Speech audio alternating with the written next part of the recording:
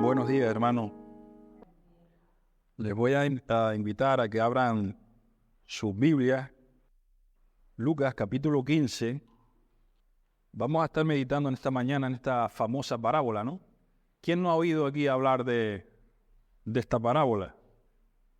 Mal llamada parábola del hijo pródigo, porque sabemos que la parábola no es acerca de un solo hijo, ¿no? Sino que Jesús habla de dos hijos y un padre. Sabemos que los títulos estos no son inspirados, sino que son puestos para ayudarnos, ¿no? a separar los temas de la Biblia. Pero este título aquí la verdad que no es muy acertado porque tiende a confundir, ¿no? Tiende a que nos centremos solo en este hijo pródigo. Por cierto, pródigo, la palabra esa pródigo, tiene significado dice, dicho de una persona que desperdicia y consume su hacienda en gastos inútiles, sin medida ni razón. Vamos, alguien que gasta todo alocadamente, ¿no? La verdad que esa palabrita sí es acertada para este hermano menor que vemos en esta historia. A mí la verdad que de lo más que me gusta de las Escrituras es como Jesús por medio de estas historias, ¿no? Tan sencillas, tan cotidianas, enseñaba de una manera clarísima, ¿no? Y sencilla, verdades impresionantes, ¿no? Y preciosas. A veces nos complicamos mucho. Algunos, es verdad, que dicen que no nos debemos perder en los detalles de una parábola, ¿no? Que da Jesús. Pero en esta parábola hay tantos detalles que creo que Jesús no los está poniendo como para adornar, sino creo que deberíamos, por lo menos, pensar en cada detalle, ¿no? Y meditar un poco. Entonces, antes de ir a la parábola en sí, siempre lo primero que debemos de hacer, ¿no? Es pues estudiar el contexto, ¿no? Para saber a quiénes es que Jesús se iba a dirigir, ¿no? Con esta parábola. Para poder ayudarnos, ¿no? Un poco mejor a saber un poco el significado o la enseñanza central, ¿no? de esta parábola. Y si vamos a Lucas capítulo 15, versículo 1, vamos a ver a quién iba dirigida esta parábola. Lucas 15, 1 dice: se acercaban a Jesús todos los publicanos y pecadores para oírle, y los fariseos y los escribas murmuraban diciendo: este a los pecadores recibe y con ellos come. Entonces él les refirió esta parábola. Entonces vemos, en el versículo 1 vemos la accesibilidad de Jesús. A mí me sorprende que esto ocurría con frecuencia. Los mayores pecadores que eran considerados por el pueblo de Israel, publicanos, prostitutas, etc., se acercaban continuamente a Jesús para escuchar sus enseñanzas, cosa que no ocurría con los religiosos del pueblo. A veces yo me pregunto si somos tropiezos también nosotros a veces con nuestra manera, ¿no? De nuestro formalismo, nuestra religiosidad. Somos tropiezo para otros a la hora de compartirles acerca de Jesús, ¿no? Muchas veces lo somos. Creo que el cristiano se debe de caracterizar por su sencillez y humildad, ¿no? A mí siempre me ha gustado la forma en que Pablo les comparte el evangelio a los atenienses, ¿no? No va dando palos, sino usa su idolatría, ¿no? Esos dioses que tenían los griegos, y había una inscripción, ¿no? Al Dios no conocido, y usa eso, ¿no? Para presentarles al Dios vivo y verdadero, ¿no? De una forma magistral, ¿no? A veces nos falta eso, ¿no? Y esta gente, dice, los fariseos, enseguida juzgando a Jesús, dirían: si este Jesús se junta con ellos es porque debe ser como ellos, ¿no? Jesús se juntaba con esta gente y aún comía con ellos. Es como el dicho que dice: dime con quién andas y te diré quién eres. En esa época había una opinión rabínica que declaraba que no debían asociarse con un hombre que fuera impío, ni siquiera podían enseñarle. Ellos desplazaban a tales hombres. Pero sabemos que Jesús no vino a sanar a los sanos, ¿Por qué? Porque no había sanos, sino los enfermos. Jesús entonces les hace, como me acuerdo el profeta Natán le hizo a David, ¿no? Y empieza a relatarle una serie de parábolas. No una parábola, sino 3. 2 cortas y esta más larga en la cual vamos a meditar. Esto nos habla de que Jesús está dándole la medicina que ellos necesitan, ¿no? En una de ellas, no la vamos a leer, pero dice que un hombre tenía 100 ovejas y se le había perdido una, ¿no? Dice que este hombre deja las 99 en el desierto y se va tras la que se perdió hasta encontrarla. No para hasta encontrarla, hasta que la pone en sus hombros y va y celebra con sus amigos, ¿no? Que la ha encontrado. Después vemos también una mujer que pierde también una moneda y hace lo mismo, ¿no? Barre su casa y diligentemente buscan hasta encontrarla. Reúne a sus amigas y también celebra con gozo, ¿no? Que había encontrado esa moneda. Y en la tercera parábola vemos ya cómo ya son personas, 2 hijos que vamos a ver cómo al final los 2 estaban perdidos. Entonces ya podemos un poco hacernos la idea, ¿no? Con este pensamiento a quién iba dirigida esa parábola. Podemos deducir que estos 2 hijos que habla la parábola, el hijo menor y el hijo mayor, pues representan a cada uno de esos oyentes, ¿no? Por un lado, el hijo menor representa a los publicanos, prostitutas, a esos marginados del pueblo, que son aquellos que no mantienen las normas morales de la palabra de Dios, ni las reglas de pureza que celebraban los religiosos judíos. Son los que llevaban una vida desenfrenada, alocada, los que no querían saber nada de la religión. Estos eran la vergüenza del pueblo. Son esa clase de personas que si el Estado pudiera, se desharía de ellos. Como una vez pasó con las Olimpiadas, no sé si saben, las Olimpiadas que se celebraron en Barcelona en el 92, pues lo que hizo el Estado, el gobierno, fue limpiar las calles de prostitutas, toxicómanas y todo eso, ¿no? Les pagó un billete y los despachó a otras partes del país para que se viera la ciudad limpia de ese tipo de personas. Sin embargo, el hijo mayor es todo lo contrario. Está refiriéndose a esos religiosos de la época, a esos escribas y fariseos, a aquellos que mantenían supuestamente las leyes morales de Dios y que eran los estudiosos de las Escrituras, aquellos que debían enseñar al pueblo a conocer a Dios. Eran los ejemplares del pueblo, los moralistas, la gente religiosa. Pues ahora y el Padre, por supuesto, ¿a quién representa al Padre? A Dios, ¿no? Jesús representa a ese Padre como Dios. Ahora, con este contexto en mente, vamos a adentrarnos en la parábola. Es importante siempre que leemos las Escrituras, tener imaginación, ¿no? Meditar, ¿no? En esa es la época, en el contexto y pues meditar, ¿no? Y en todos los detalles de la parábola. Vamos a ver versículo 11, cómo empieza. Dice, también dijo un hombre tenía 2 hijos. Ya vemos aquí los 2 protagonistas, los 2 hijos que hemos hablado. Y el menor de ellos dijo a su padre, Padre, dame la parte de los bienes que me corresponde, y les repartió los bienes.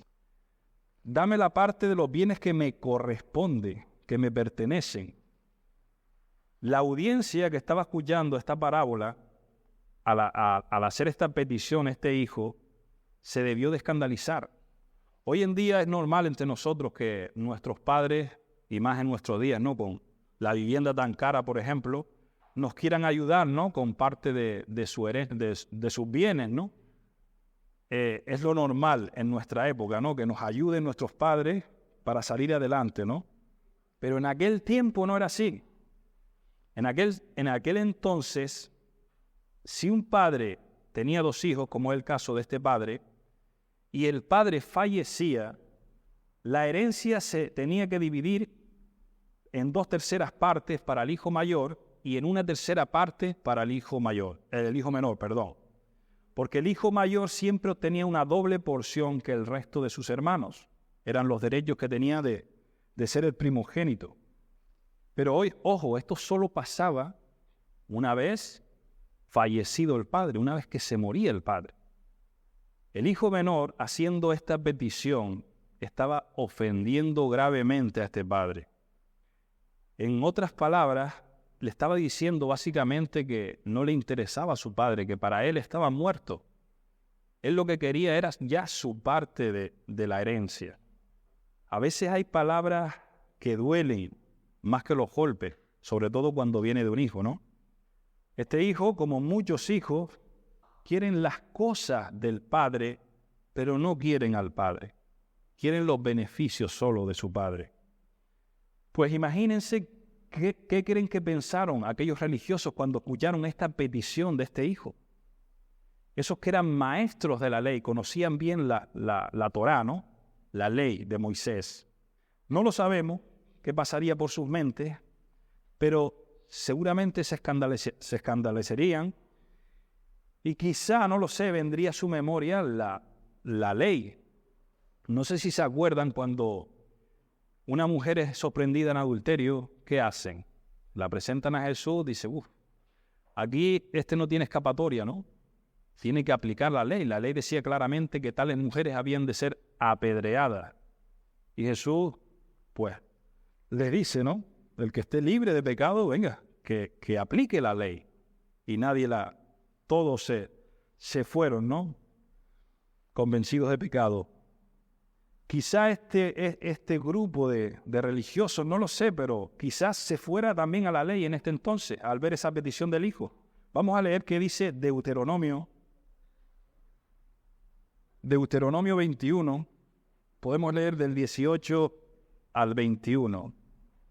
Dice, si alguno tuviere un hijo contumaz y rebelde, que no obedeciere a la voz de su padre ni a la voz de su madre, y habiéndole castigado no les obedeciere, entonces lo tomarán su padre y su madre y lo sacarán ante los ancianos de su ciudad, a la puerta del lugar donde vivía, y dirán a los ancianos de la ciudad, nuestro hijo es contumaz y rebelde, no obedece a nuestra voz, es glotón y borracho. Entonces todos los hombres de su ciudad lo apedrearán y morirá. Así quitarás el mal del medio de ti, y todo Israel oirá y temerá. No me extraña nada que estos religiosos pensaran, ¿no? en esa ley, ¿no? Ya que estaba ofendiendo gravemente a su padre. Le estaba diciendo eso, básicamente que desearía que estuviera muerto. Y nosotros muchas veces somos así, somos muy rápidos para juzgar y tardos para amar, para mostrar misericordia. Sigamos meditando acerca de la actitud de este hijo. Si pensamos bien en esta petición de este hijo, que quería las cosas del padre y no al padre, esa actitud es la que vemos en los hombres de este mundo, ¿no? Viven en el mundo de Dios, gozan de las riquezas de Dios, disfrutan cada día de sus beneficios, pero no quieren saber de Dios. Incluso se empeñan en querer sacar a Dios de su propia creación y se inventan teorías tales como el darwinismo, el Big Bang, incluso las enseñan, ¿no?, en los colegios. Quieren negar lo que es innegable, lo que Romanos 1 dice. El hombre no tiene excusa para no creer en Dios, pues por medio de la creación Él se ha revelado. Pero los hombres, profesando ser sabios, se hicieron necios. El Salmo 145, 16 dice, hablando de ese Dios, abres tu mano y colmas de bendición a todo ser viviente. Así es nuestro Dios, dadivoso, generoso, aun con aquellos que son enemigos suyos. Ahora, la audiencia original se debería de haber escandalizado con la petición del hijo. Imaginen qué sintieron con la respuesta del padre hacia esa petición. Lo que ellos esperarían es que este padre, un padre del Medio Oriente, no son como los padres de hoy, era que el padre lo hubiese echado en esa misma hora de su casa, sino con malas palabras o incluso con palos, no lo sabemos, pero era lo normal, lo que se esperaría. Pero para sorpresa de ellos y nuestra, accede a concederle su petición a este hijo. ¿Qué piensan ustedes que hizo este padre? ¿Fue un padre negligente, un padre necio? Todos sabemos que no se le puede dar todo a nuestros hijos, ¿no? No se le puede dar todo a los hijos. Pero Jesús, ¿a quién está relatando aquí? ¿A quién se está refiriendo aquí con este padre? Al Padre bueno, a Dios. Entonces está relatando un padre sabio, un padre bueno. Un padre bueno y sabio conoce bien a sus hijos. Él se preocupa por observar, por vigilar, con quién anda, con quién no. Dialoga con ellos, pasa tiempo con ellos, juega con ellos y termina conociendo bien a sus hijos. Eso es un buen padre. Yo creo que ningún hijo se levanta por la mañana y de buenas a primeras hace este tipo de peticiones a un padre. Eso es ilógico. Esto posiblemente es algo que fue progresivamente generándose en él, ¿no? Este apartamiento del padre, ¿no? Fue algo, una semillita que fue creciendo poco a poco, ese corazón se fue endureciendo poco a poco. Este hijo vivía con su padre, pero su padre estaba fuera de su vida. Y es increíble la distancia que puede llegar a haber entre un hijo y su padre, aún viviendo los dos bajo el mismo techo. Entonces, como padres, nuestra responsabilidad es criar a nuestros hijos en disciplina y amonestación del Señor, como dice Efesios 6:4, siendo ejemplos para ellos en todo, ¿no? Es verdad que nosotros colaboramos con Dios, con el Señor, en la salvación de nuestros hijos, es nuestra responsabilidad. Pero finalmente sabemos que el resultado depende de Dios, no nuestro, la salvación es suya, no nuestra. Y hay veces que ya no podemos seguir poniendo cercos alrededor de nuestros hijos, sobre todo cuando ya tienen cierta edad y están empeñados en ir en una dirección que tú sabes como padre que le va a ir muy mal. Pero no podemos seguir tratándolos como a ese hijo pequeño, ¿no? Poniendo obstáculos a su pecado. Creo que lo mejor que un padre puede hacer en ciertas ocasiones es soltar a ese hijo y dejarlo ir por el camino que quiere ir.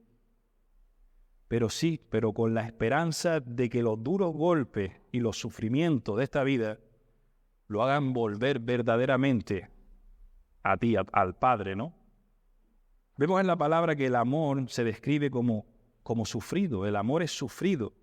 El amor duele muchas veces. Si no quieres sufrir y no tienes hijos, no los tengas, porque vas a sufrir. Este padre decidió sufrir la partida de su hijo, pero con la esperanza de que volviera un día. Pero nosotros muchas veces no queremos sufrir y consentimos el pecado de nuestros hijos, pero porque nos estamos amando a nosotros, no queremos dolernos, no queremos sufrirnos. Y de esa manera actuamos mal muchas veces. Estamos amándonos a nosotros, no a nuestros hijos. Que el Señor nos ayude a ser sabios en la crianza, ¿no?, de nuestros hijos. Vemos el versículo 13, entonces, dice que este hijo, no muchos días después, juntándolo todo el hijo menor, se fue lejos a una provincia apartada, y allí desperdió sus bienes viviendo perdidamente. Posiblemente, dice que no muchos días después, no muchos años después, no muchos días después, al poco tiempo, este hijo tenía prisa por marcharse. Entonces posiblemente cuando uno tiene prisa por vender, pues ¿qué hace? Malvender, ¿no? Malvendió la parte de la herencia de su padre que no consistía en dinero físico, sino posiblemente en parte de tierras y ganado, ¿no? Una vez que vendió todo, juntándolo todo, dice que se fue lejos a una provincia apartada, donde nadie le conociera. Eso es lo que suele hacer la gente, ¿no? Cuando quiere dar rienda suelta a su pecado. Pues va a un lugar apartado, ¿no? Solitario, para vivir de la manera que desea, ¿no? Para conocer el mundo y vivir la vida loca, ¿no? Como muchos quieren, desperdiciando así sus bienes, viviendo perdidamente. Como dice el versículo 30, el hermano mayor, con rameras, en vicios, quién sabe, ¿no? Esto es como oraba Emerson hoy, ¿no? Esto es lo que están haciendo la mayoría de hombres con los buenos, con los bienes que Dios les ha dado, ¿no? A todo hombre. Con su vida, con su salud, con su dinero, con la familia, con sus hijos. Los está malgastando su vida en esta tierra. Me viene a la cabeza Isaías 55:2. Dice así: ¿por qué gastáis el dinero en lo que no es pan y vuestro trabajo en lo que no sacia? Oídme atentamente y comed del bien, y se deleitará vuestra alma con grosura. Versículo 14 dice: y cuando todo lo hubo malgastado, vino una gran hambre en aquella provincia y comenzó a faltarle. Cuando hubo malgastado todo, vino una grave crisis en aquella región y comenzó a tener necesidad de este hijo. Y el 15 dice: y fue y se arrimó a uno de los ciudadanos de aquella tierra, el cual le envió a su hacienda para que apacentase cerdos. Dice: y deseaba llenar su vientre de las algarrobas que comían los cerdos, pero nadie le daba. Este joven consigue finalmente un trabajo apacentando cerdos. Un animal, piensen en aquella audiencia, ¿no?, judía, religiosos, un animal que era inmundo para los judíos, un animal que ni siquiera se podía tocar. Esto era demasiado degradante para un judío, era humillante. Hasta ese punto llega este joven. Y dice que llega a tal necesidad de hambre que desea comer la propia comida que estaban comiendo los cerdos, que eran algarrobas. No sé si saben lo que son algarrobas, pero es como unas vainas así largas que son duras como piedra. Eso no hay quien lo mastique, son muy, muy duros. Para ser comestibles lo que se suele hacer es hacer harina de algarroba, se suelen moler. Pues hasta ese punto llegó este joven, así de degradante, así nos degrada el pecado a los hombres. Hasta que en el versículo 17 dice: y volviendo en sí, dijo este joven: ¿cuántos jornaleros en la casa de mi padre tienen abundancia de pan y yo aquí perezco de hambre? ¿Cuántos jornaleros en la casa de mi padre, ¿no?, tienen abundancia de pan y yo aquí pereciendo de hambre, muriéndome de hambre? Cuando está este joven literalmente en el fango, en la miseria, hundido totalmente, vuelve en sí, reacciona. Esto me hace dar gracias al Señor, y debemos de dar gracias al Señor por las pruebas, por los desiertos, por las crisis, por el hambre, por el dolor, por el sufrimiento, incluso por la enfermedad. Porque aunque muchas veces sabemos, ¿no?, a veces son consecuencias de nuestro propio pecado, nuestras malas acciones, son también instrumentos del Padre. ¿Para qué? Para llevarnos nuevamente a casa. Yo por una parte me alegro cuando alguien, no sé si les ha pasado, conversando con ellos, me dice que no le haya sentido a esta vida, que él no pidió nacer, cuando nada en este mundo le satisface, porque eso es una buena señal. Eso es que tiene hambre, eso es que están hambrientos y las algarrobas de este mundo no les están saciando. Por el contrario, me da mucha tristeza y pena por aquellos que dicen totalmente lo contrario, ¿no?, que ya están llenos, que ellos no tienen necesidad de nada, que ya son ricos, no tienen necesidad en Dios. Me recuerdan a esa iglesia, ¿no?, de la Odisea en Apocalipsis. Jesús les dice, ellos dicen: yo soy rico y me he enriquecido y de ninguna cosa tengo necesidad. Pero Jesús les dice: ¿y no sabes que tú eres un desventurado, miserable, pobre, ciego y desnudo?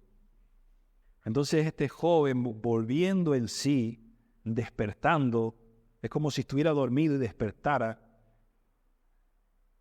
fue alumbrado, ¿no? Fue alumbrado, como acuerdan al rey Nabucodonosor, ¿no?, cuando estaba comiendo hierba como un animal y de repente, mire, ¿pero qué estoy haciendo, no? Comportándome como un animal, como una bestia. ¿Qué hace este joven? Memorizar, se se acuerda de las riquezas que siempre había tenido en la casa de su padre. Nunca le había faltado nada en esa casa. Pero el pecado, una de las cosas que hace es esa, es cegarnos, nos ciega, no nos deja ver, nos embrutece también. Nos hace perder incluso la razón, ¿no? Y mira lo que hace este hijo, versículos 18 y 19. Hace una resolución este hijo. Dice, por tanto me levantaré e iré a mi padre y le diré, Padre, he pecado contra el cielo y contra ti. Ya no soy digno de ser llamado tu hijo. Hazme como a uno de tus jornaleros. Este hijo está decidido a ir a su padre y idea un plan, ¿no? No puede presentarse sin más delante de su padre. Dice, ¿con qué cara voy a presentarme delante de mi padre? Pues prepara un discurso, ¿no? Para presentarle al padre. Pero yo les pregunto, ¿qué fue lo que movió a este hijo a querer volver a su casa, a la casa del padre? ¿Qué fue? ¿Qué fue lo que lo motivó a volver a su casa, a querer volver a la casa del padre? ¿El padre o la comida del padre? La comida del padre. Este joven aún está pensando en sí mismo, está centrado en su egocentrismo. En ningún momento se ha arrepentido de verdad. Está reaccionando por un interés particular. Quiere regresar porque tiene hambre y no porque ha ofendido y herido el corazón de su padre. Él sigue interesado en los beneficios del padre y no en el corazón del padre. Noten lo que dice. Le voy a decir que me haga como uno de sus jornaleros. Los jornaleros no eran como los esclavos no tenían derecho a salario, vivían en la heredad. Sin embargo, los jornaleros sí recibían salario y no vivían en la heredad, sino tenían su propio hogar, ¿no? Entonces, haciendo esta petición, lo que está diciendo el hijo es que quiere ganarse a base de esfuerzo el favor de su padre nuevamente, la aceptación de su padre. Me la voy a ganar desde abajo, desde un jornalero. Le está saliendo el legalista que todos llevamos dentro, todos. ¿O no les pasa cuando a veces pecamos, que apartamos el rostro de Dios y hasta que no hagamos alguna buena obra no volvemos al Padre, ¿no? Hasta que no ayunemos o oremos lo suficiente o leamos lo suficiente, no queremos volvernos al Padre, ¿no? Eso es porque todos llevamos ese legalismo dentro. También nos habla esto de que aún nuestro mejor arrepentimiento está cargado de pecado. Como alguien lo dijo, debemos incluso de arrepentirnos aún de nuestro arrepentimiento, del motivo por el cual nos arrepentimos. No intentemos ganar nunca aquello que es imposible ganarnos, aquello que es por gracia. Vamos ahora al versículo 20, la inesperada reacción del padre. Vamos a ver cómo reacciona el padre. Versículo 20 dice, y levantándose, vino a su padre. Y cuando aún estaba lejos, lo vio su padre, y fue movido a misericordia. Y corrió, y se echó sobre su cuello, y le besó. ¿Saben lo mejor que hizo este hijo? Haber decidido ir al padre. Él hizo una resolución y la cumplió. Muchos hacemos resoluciones, pero no la cumplimos. Este sí la cumplió. Fue al padre, aunque como vimos, con malas motivaciones, pero eso no es lo que hacemos muchos de nosotros cuando venimos al Padre. No buscamos al Padre buscando solucionar nuestros problemas, que nos sane de alguna enfermedad, que nos quite algún vicio, etc.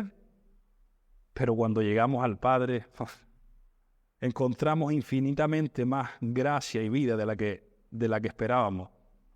Aunque no nos quiten la enfermedad, su gracia nos basta. Su gracia nos basta.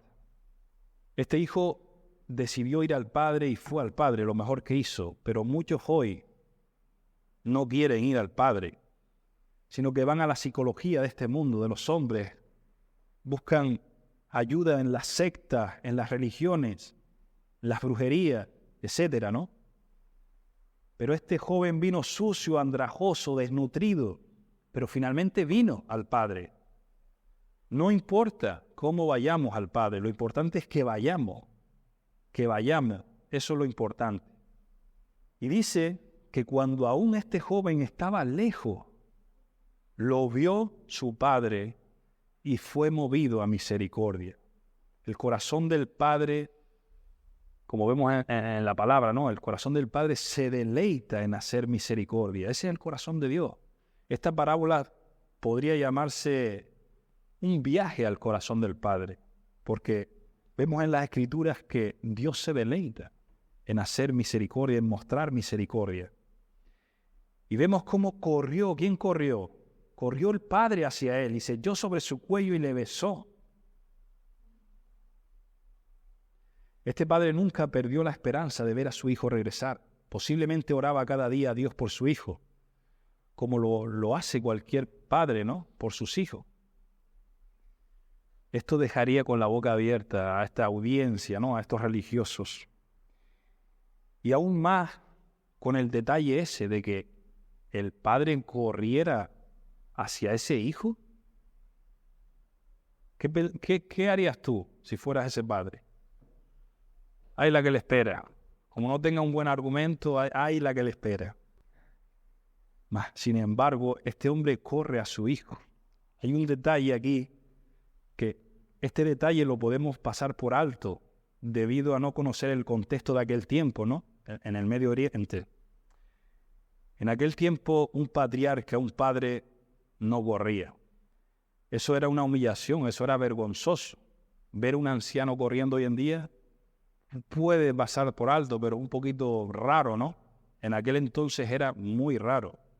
Corrían los niños, corrían los jóvenes, pero los patriarcas no. Y más dado que la ropa que se usaba también en aquel tiempo eran túnicas enterizas.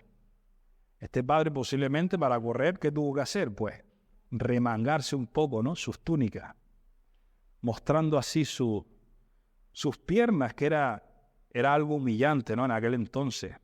Vemos como el padre incluso se humilla, ¿no? Se humilla y corre hacia ese hijo, a pesar de la ofensa tan grave que le había hecho su hijo. Y el versículo 21 vemos, dice, y el hijo le dijo, Padre, he pecado contra el cielo y contra ti. Ya no soy digno de ser llamado tu hijo. Es tremendo, la palabra es perfecta. Como el padre no le deja acabar el discurso, ¿qué más le falta? Hazme como a uno de tus jornaleros. Le pone el dedo en la boca y confiesa lo que todo hombre debería confesar, ¿no? Que había pecado contra Dios. Todo hombre ha pecado contra Dios. Y este joven contra ese padre. Ya no soy digno de ser llamado tu hijo. Nadie somos dignos de ser llamados hijos de Dios. Todo pecado cometido, en primer lugar, ¿contra quién es? Contra ese Dios, contra nuestro Dios. Entonces vemos cómo incluso en esto el padre reforma ese discurso del hijo, ¿no? No le deja decir la segunda parte. Versículo 22 y 23. Dice, pero el padre dijo a sus siervos, sacad el mejor vestido y vestidle, y poned un anillo en su mano y calzado en sus pies.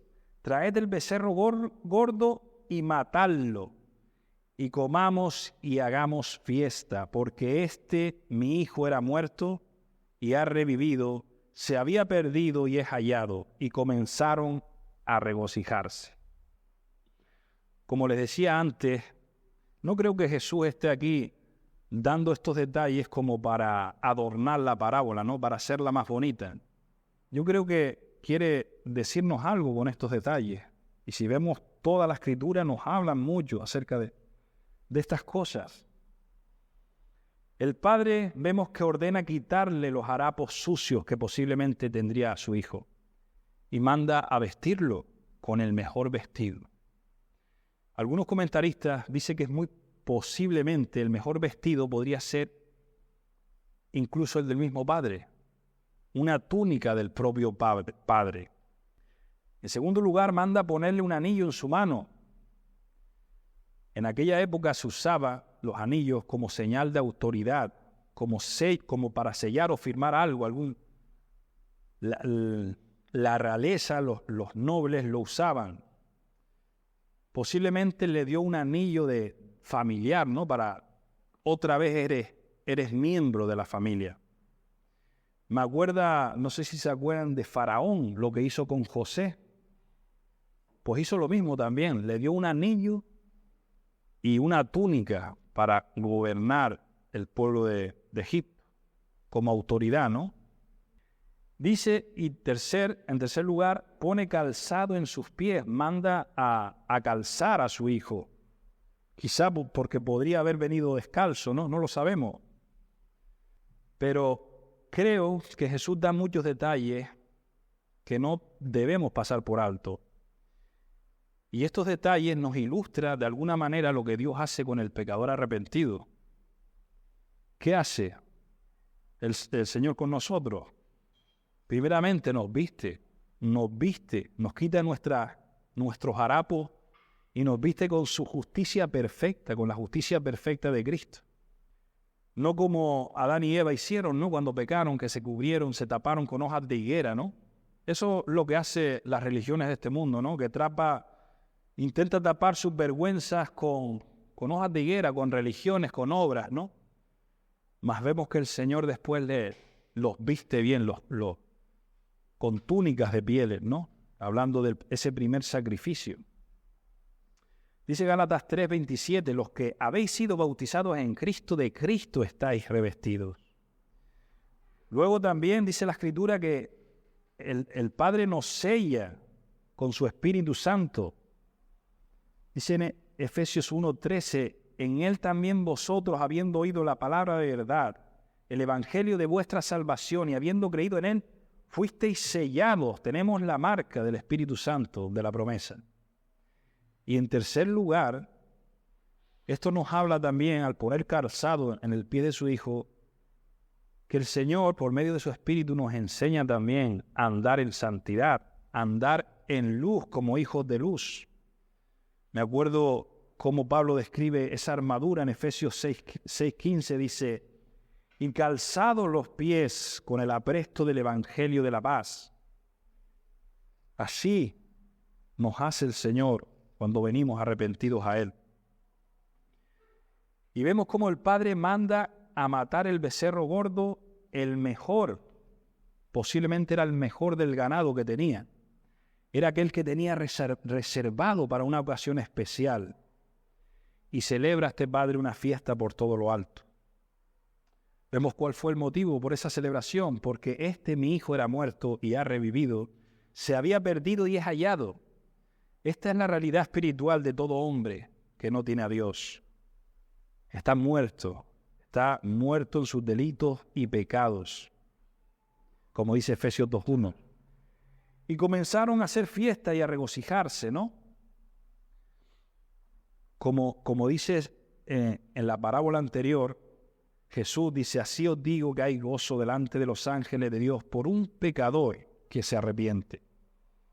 Vemos que Dios se goza en salvar. Dios se goza en salvar, no en condenar. Dios no quiere la muerte del impío, sino que se arrepienta y viva. Cosa que los fariseos, por lo visto, no se alegraban, ¿no? No se alegraban. Me gusta lo que dice un comentarista acerca de este hijo. Dice, el hermano menor sabía que en la casa de su padre había comida de sobra, pero descubrió que también había gracia de sobra.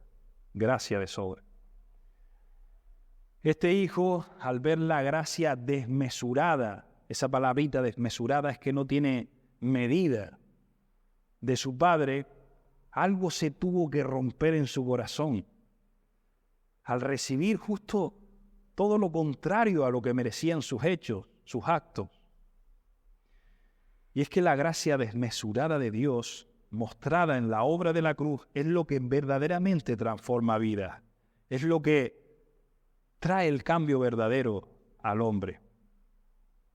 Este amor y esta gracia debieron cautivar el corazón de su hijo.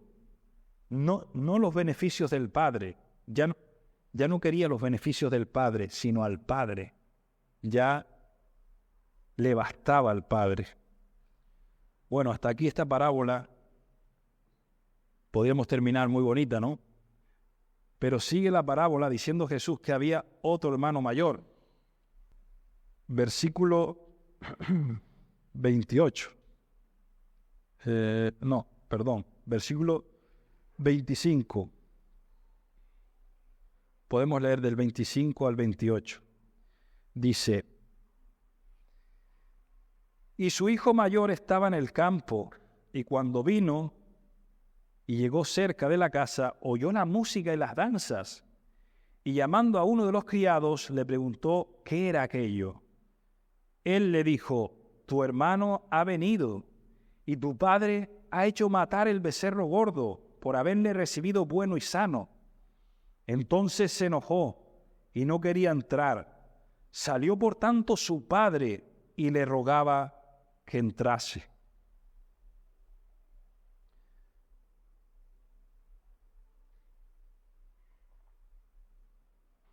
Vemos cómo las buenas nuevas llegan a este hermano mayor, pero no son tan buenas para él. El hermano, al enterarse de la reconciliación de su hermano menor con su padre, se enciende. ¿Cómo es posible? A veces siempre es bueno ponerse en el lugar de la persona. ¿Cómo reaccionarías tú? ¿Cómo crees que tú reaccionarías si un hermano tuyo ofendiera de esa manera a tu padre? Deshonrara a tu padre de esa manera. Yo creo, no sé, pero posiblemente reaccionaría igual que este hermano mayor. Creo que a veces nos parecemos mucho a este hermano mayor, demasiado. A veces sufrimos de amnesia. Ese es nuestro problema. Nos olvidamos de que un día fuimos rebeldes, extraviados, enemigos de Dios, lo mismo que los demás.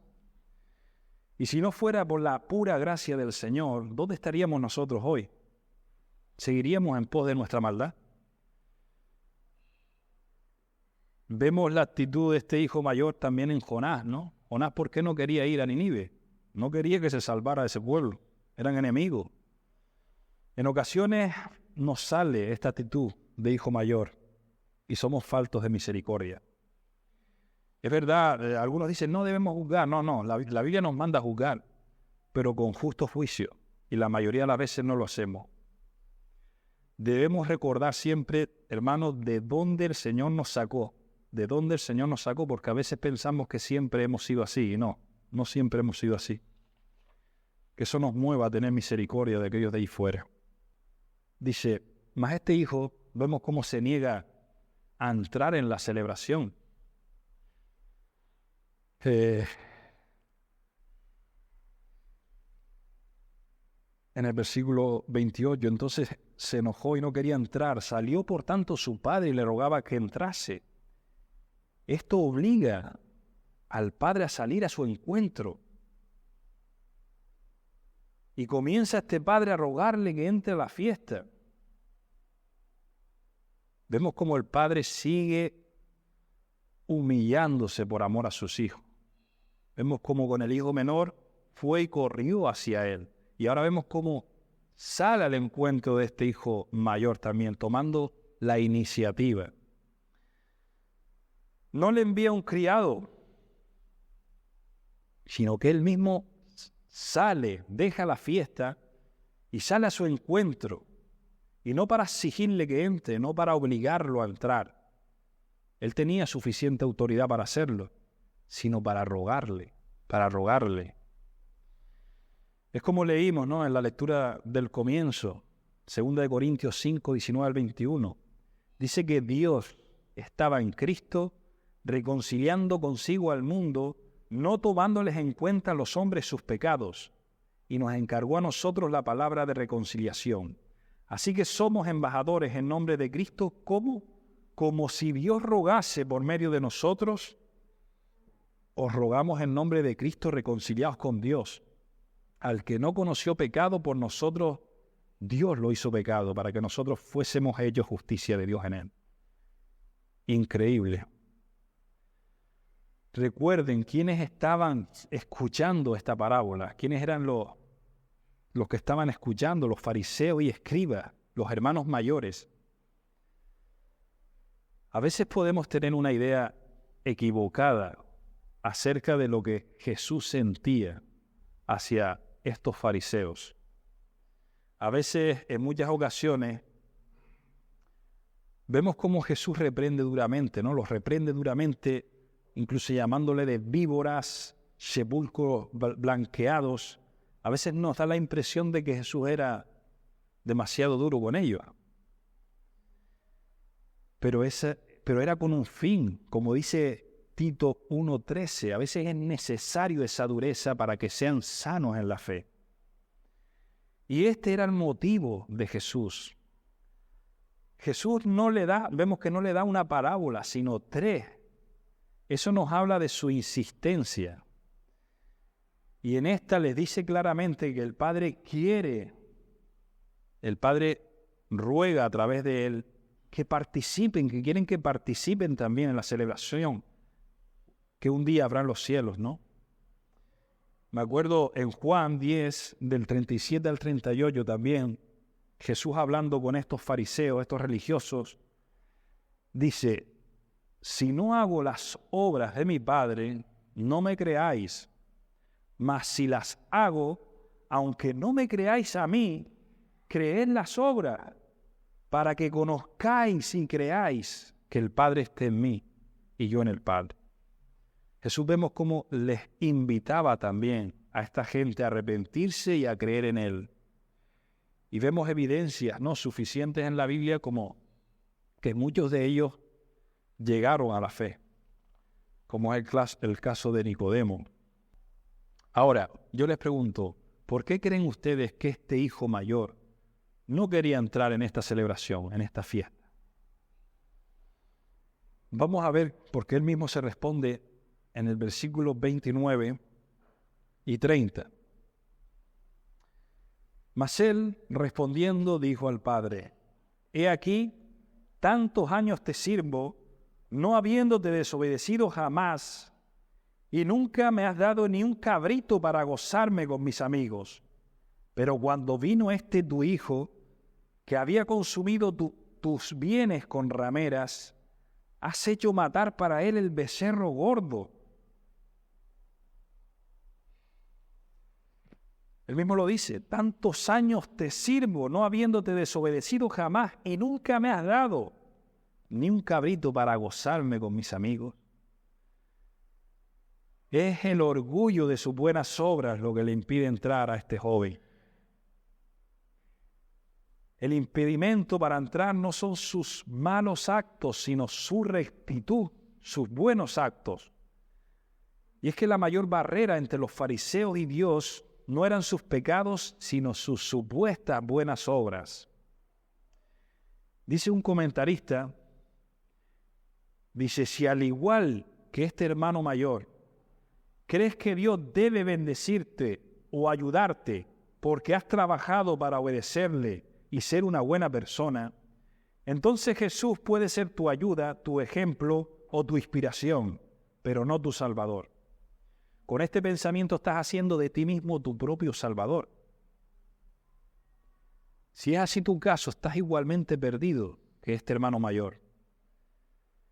Esta parábola nos muestra que puedes rebelarte en contra de Dios y estar lejos de Él por romper las reglas o bien por cumplirlas todas con esmero a tus ojos. Tenemos que tener cuidado. Una obediencia cuidadosa a la ley de Dios puede llegar a convertirse en un medio de rebeldía contra Dios. Es muy fácil desviar nuestra mirada de Cristo y ponerla en nosotros mismos. Lutero dijo: el diablo siempre atrae personas a las buenas obras para que lleguen a creer que no necesitan la gracia de Dios, que ellos son autosuficientes. El Señor nos guarde de poner nuestra vista en nosotros. Versículo 29b dice: nunca me has dado ni un cabrito para gozarme con mis amigos. Es evidente, hermanos, la falta de gozo en este hijo. Para él la obediencia a su padre era una carga, no un deleite. Era una obediencia por interés. Al igual que su hermano menor también, que lo que le interesaba a ir a su padre eran las cosas, los beneficios del padre y no el padre. Vemos en estos dos hijos ese legalismo, ¿no? Y esto evidencia cuando le dice al padre: pero cuando vino tu hijo, ya no se refiere a su padre como padre con el debido respeto, sino cuando vino tu hijo, no mi hermano, sino tu hijo. Esto evidencia la falta de respeto a su padre y el desprecio por su hermano. Puede llegar el caso que cuando Dios nos cerca, como a Job, de muchos favores y nos va todo bien, es fácil, ¿no? Es fácil decir: yo creo en Dios, yo soy cristiano.